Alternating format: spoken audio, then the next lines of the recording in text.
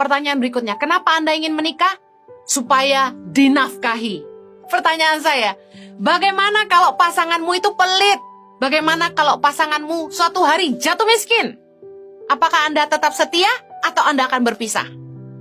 Pandemi sudah membuktikan banyak orang kaya jadi susah. Banyak orang kaya kehilangan harta. Istri-istri banyak yang bukannya mendukung suaminya, menguatkan suaminya, menolong suaminya, mulai buka usaha, jual kue dan apa sebagainya. Malah ngerongrong, menekan, menyalahkan suami. Kamu sih begini, kamu sih begitu, menjatuhkan. Kamu gimana sih? Aku butuh ini, butuh itu. Marah-marah. Betapa banyak pasangan yang akhirnya di masa pandemi ini bercerai karena istri-istri terbukti tidak tahan menghadapi penderitaan. Katanya setia dalam suka maupun duka. Kok begitu suami tidak kaya, tidak punya harta, ditinggal sama istrinya? Pasangan kita harusnya menolong, bukan merongrong. Sebagai istri, saya mewakili para perempuan, harusnya kita menolong suami kita, bukannya malah merongrong. Kalau pasanganmu tidak mampu memenuhi standarmu, permintaanmu, standar hidupmu, apakah Anda masih mau? Akan tetap setia enggak? Gampang sekali orang bilang, yes, I do. Karena suaminya sehat, gagah, kaya. Coba terjadi sebaliknya. Suaminya sakit, harta enggak ada, malah harus diurus sama dia. Masih bertahan enggak? Saya salut sama istri-istri yang setia dalam suka maupun duka. Orang-orang yang bertanggung jawab dengan komitmennya di hadapan Allah. Bahwa dia menikah untuk selamanya. Yang keempat, ketika ditanya, kenapa Anda ingin menikah? Supaya punya teman hidup. Nanya gitu. Nggak kesepian. Pertanyaan saya, bagaimana kalau suamimu atau istrimu tuh nggak nyambung? Gimana mau punya teman hidup? Nggak nyambung. Ngobrol nggak bisa. Ngomong dikit berantem. Emang masalah gitu kalau nggak nyambung? Banget. Istilahnya hidup di dua dunia katanya. Akhirnya seperti yang saya ceritakan di awal. Cuma urusan nggak nyambung aja orang bisa mau pisah.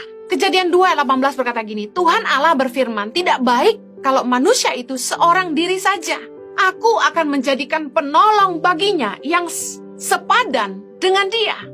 Apa arti kata sepadan? Saya percaya sepadan itu nyambung, sepemikiran, sevisi, saling melengkapi, bisa saling menopang, saling menolong. Karena dalam Kejadian 2 ayat 20 dikatakan gini, manusia itu memberi nama kepada segala ternak, kepada burung-burung di udara, dan kepada segala binatang hutan, tetapi baginya sendiri, ia tidak menjumpai penolong yang sepadan dengan dia. Kenapa? Adam gak ketemu pasangan yang sepadan dengan dia waktu dia selesai menamai semua ternak dan hewan-hewan. Karena hewan, binatang dan manusia berbeda bahasa. Binatang gak bisa nyambung sama manusia karena gak ngerti bahasanya. Binatang gak bisa mikir seperti manusia. Binatang gak punya hati nurani seperti manusia. Karena itulah kita harus cari pasangan yang bisa sehati sama kita. Yang bisa sepemikiran. Sevisi, saling melengkapi. Jangan cuma lihat penampilan, tapi kita harus pastikan pasangan kita sepadan. Jangan hanya lihat kekayaan, tapi pastikan penolong kita sepadan. Kalau Anda menikah supaya Anda punya teman hidup, saya mau katakan gini, banyak orang yang sudah menikah, mereka kesepian. Kenapa? Karena pasangannya sibuk kerja, jarang di rumah. Istrinya jadi kesepian. Suami nggak selingkuh, tapi sibuk kerja, nggak punya waktu untuk keluarga. Bukankah banyak pernikahan yang jadi bermasalah? Hanya karena suami sibuk bekerja, workaholic, dianggap lebih mentingin harta daripada keluarga. Karena kita mengerti bahwa dalam rumah tangga, dalam keluarga, quality time, suami istri, orang tua dengan anak, sangat penting. Tapi kenyataannya, banyak orang menikah, mereka kehilangan waktu quality time. Mereka lebih fokus mengejar harta. Kalau Anda menikah untuk cari teman hidup, bagaimana kalau Anda punya pasangan yang selalu kerja dan tidak punya waktu untuk Anda? Anda diundang ke sekolahan untuk menghadiri pertemuan orang tua dan murid, dan ternyata Anda harus datang sendirian, sementara yang lain datang suami istri berpasangan. Bagaimana rasanya? Jangan menyerah.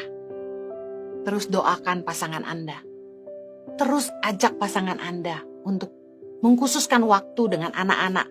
Minimal setahun 2 kali liburan keluarga. Minimal seminggu sekali makan malam bersama keluarga. Tidak terlalu sulit bukan? Dan pastikan ketika Anda punya waktu berkualitas, meski cuma 1 jam 1 hari, Anda tidak main handphone.